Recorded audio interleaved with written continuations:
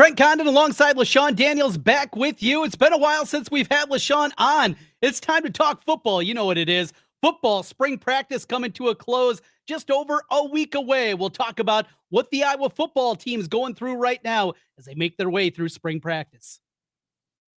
Are Locked On Hawkeyes, your daily podcast on the Iowa Hawkeyes. Part of the Locked On Podcast Network, your team every day.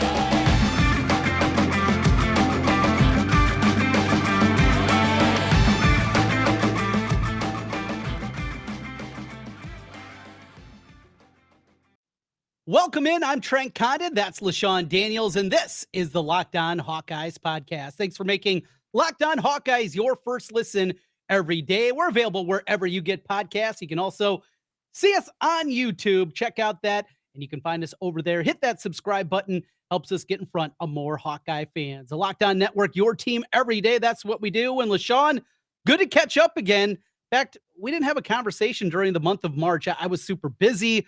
I call girls and boys state basketball, so I did a lot of late night pods. I know you with the young one. I didn't want to have him be up at like 1 a.m. trying to do a podcast with me, but we got to see a great run out of the women's team, another first round exit from the men's team, but back at it once again. How you been doing? Been doing well. Obviously, I've been enjoying women's basketball over the past month. It's been a blast.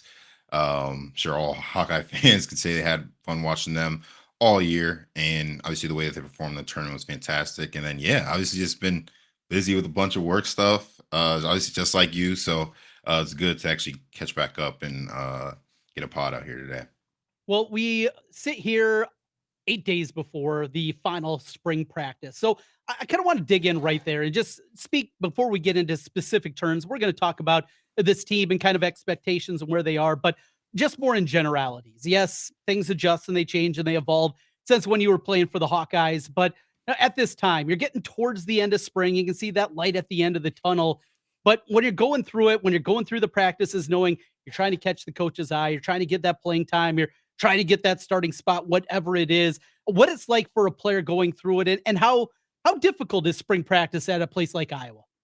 Yeah, spring practice it's definitely a different ball game because it's like taking fall camp and without having like all of your organized activities, all the strength conditioning, right? You're just getting out of your winter phase, and really you're just like, that's a lot of lifting, some speed work, general stuff, like not really focused on football stuff. And now you're like kind of thrown into almost like a camp mentality for essentially like a month.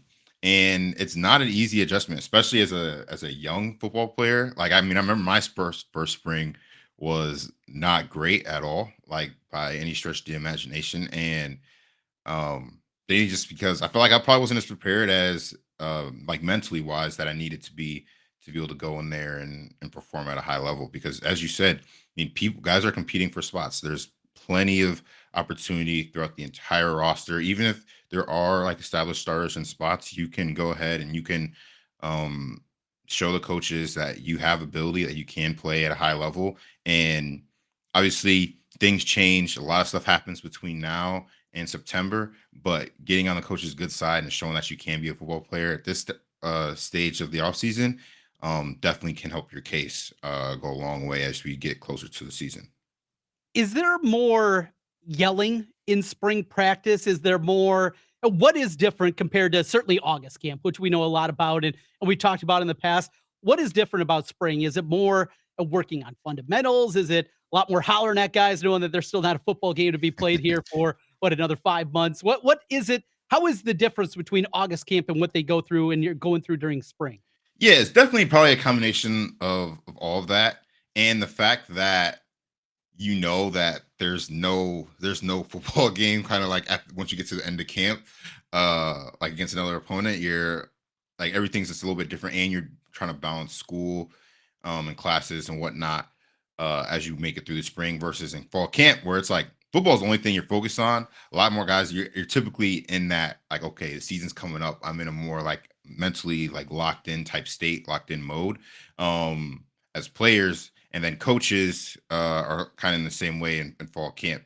In spring ball, again, your mind's kind of racing at a million different places. Obviously, you're trying to make an impact. You're trying to make a great impression on not only the coaches, but your teammates and whatnot. And yeah, there's a lot of yelling, a lot of competition. I mean, I remember my last spring, uh there was one, was it my last spring? It had to be my last spring, where like basically there was like a, it was like a questionably like kind of dirty hit in one of the practices, and then it kind of sparked like a lot of arguing from both offensive coaches, defensive coaches, offensive players, defensive players for the rest of practice. And then it ended up getting to a point where we ended up just having to run like 100-yard sprints at the end of practice because it got that bad. But you know, spring ball, a lot of tempers are flaring. Well, there's a lot of competition, and you kind of get, as you get towards the end of it, you almost get like everyone's like, okay, like when is this going to be over? Just because there's light at the end of the tunnel, but the light at the end of the tunnel, it's not like you're getting ready for a football game against another opponent. It's just like, okay, now we're going into another offseason phase. So Makes a lot of sense. A lot going on. We're going to dig in a little bit more to this team, what we anticipate we're going to see with them, some of the big storylines about this team. Defense looks outstanding. All the new additions, the transfer portal, and it opens up once again tomorrow as I will go digging into that. More football conversation here on Locked On Hawkeyes. Trent LeShun with you as we continue. Back with more in a moment. Looking for a delicious snack, but don't want all the sugar and calories? Then you need the best tasting protein bar ever.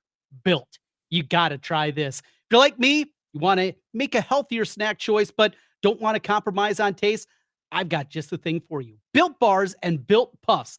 Built bars are healthy and taste amazing. So tasty, so amazing, you don't even think that they're good for you. What makes them so good? Well, you start with 100% real dark chocolate, plus great flavors, churro, peanut butter brownie, cookies and cream. I'm not sure how Built does it, but these bars taste like a candy bar, all while maintaining amazing macros. What's even better is they're healthy. 130 calories, 4 grams of sugar, and a whopping 17 grams of protein. Now, you don't need to wait to get a box. For years, we've been talking about ordering Built bars at Built.com, but now you can get them at your local Walmart, Sam's Club. They have you, and you can still get all the flavors at Built.com. Head to your nearest Walmart today, walk to the pharmacy section, and grab yourself a box of Built bars. You can pick up a 4-bar box of cookies and cream, double chocolate bar, or coconut puff. And if you're close to a Sam's Club, they got you covered as well with the big 13-bar box with our hit flavors, brownie batter puff and churro puff. You can thank me later.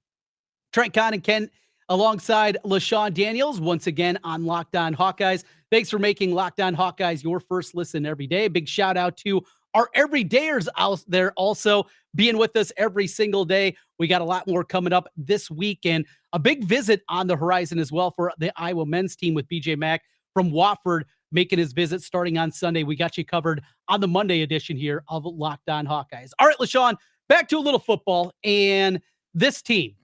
So they hit the portal hard. They still have to hit the portal hard. So they get Seth Anderson, the wide receiver from Charleston Southern.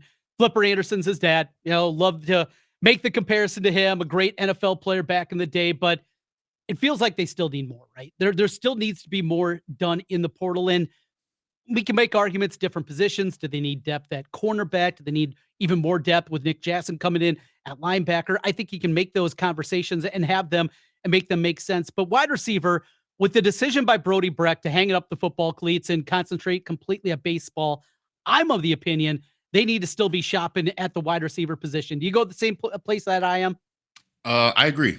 I agree with you, because having those type of skill guys, are game changers for offense, especially when you have players that can create explosive plays. Like at the end of the day, being able to win the explosive play battles on Saturdays is typically what's going to help you win a bunch of football games. Obviously, taking care of the football and other little things like that, but being able to create explosive plays is a huge part in a team's success. It's part of the reason why Iowa's been so good on defense over the last several years, just because of the ability to stop explosive plays. And losing a guy like Brody Breck, who is obviously getting into the beginning stages of his development and was starting to obviously develop more as a receiver. Now the position was already thin to begin with, and now you have to replace more guys. You got to get more guys in that are going to be able to contribute on the offensive side of the ball, especially in that receiving room. Obviously, we've got You have good running backs, have good tight ends, but the receivers position it's one place, especially the way football in general is going, not just in college football, but NFL, high school. You got to be able to throw the ball, and receivers are a big piece of that. And so whatever they've got to do, they've got to do it. Obviously, they're the people, the staffs are they're the ones getting paid to get the right people in the building. So yeah, I feel like receivers is definitely another position that they've got to hit because I mean, even throughout the spring, I know that they've had some injuries at the position as well, just in general. So it's already been light to begin with. So obviously, receiver isn't the only place where they can get guys out of the portal where they need to attack, but I feel like receiver is definitely a place where they've got to go to because you can't have another season where you go into a game where you only have two scholarship guys that are dressed that are available to play. Like that's just it it it's dang near malpractice because it puts your entire offense in a tough spot, um, especially knowing the struggles that we've had on offense over the past several years. Being thin at those spots definitely doesn't make it any easier. LaShawn, we've heard a lot about Cade McNamara. You hear him back in his days, obviously at Michigan, and leadership qualities. And the same things are popping up once again here as you look at what we're hearing from the players that have been interviewed during spring football. You hear from the coaches, they continue to go back with that. Kirk Ferentz and just how important it is for having those leadership qualities. Well, what does that mean? We hear it, and sometimes maybe from us on the outside of the program, you kind of roll your eyes. All right, leadership, come on, what does that really Mhm. matter? Why does it matter so much at a place like Iowa? Yeah, it matters so much at a place like Iowa just because of the culture that's been built.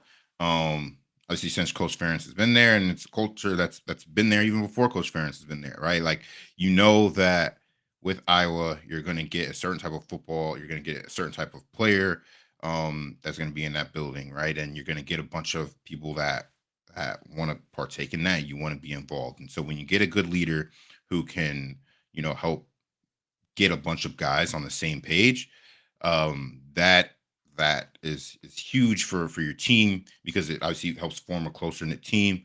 You got guys that aren't just going to be trying to play for themselves, but they're going to be trying to play for the person next to them. The player across the locker room, so on and so forth. And so when you get a good leader who can step right in, especially as a guy like Cade, right? I mean, the fact that he was at another school for so long and was able to and has able to transition to Iowa and be able to, you know, begin to try to take that leadership spot in the locker room, especially as a quarterback. That's what they do. They lead the team and people follow them. And when you can get a guy like that in, and you can continue to build on that leadership, and you got guys that want to be a part of that and that want to help continue to grow the team and make everyone on the team better. Like you can't ask for more than that as a coach, especially when it comes on the leadership front. Because as a coach, you can only do so much to get your guys on the same page. It's going to take some of those guys, some of those players that are in the locker room that are, talking with the guys, whether it's obviously on the field, in the weight room, outside of the building and all throughout the football career. So that's what's really going to takes the program to the next level by getting that nice leadership in, and that's something that Iowa has done over time. And there's a big reason why being a captain is made such obviously a big deal at Iowa, and part of the reason why each week throughout the season captains are voted upon every single week. It's not necessarily always the same captains, but typically those guys that have excellent leadership skills and that have been displaying it throughout the off season, in season. Those guys are typically the ones that people want to follow and they want to go ahead and play hard for because they know that the better that they can be, that the better that I can contribute, the better that the team is going to be. So Makes a lot of sense, certainly does, and it seems like certainly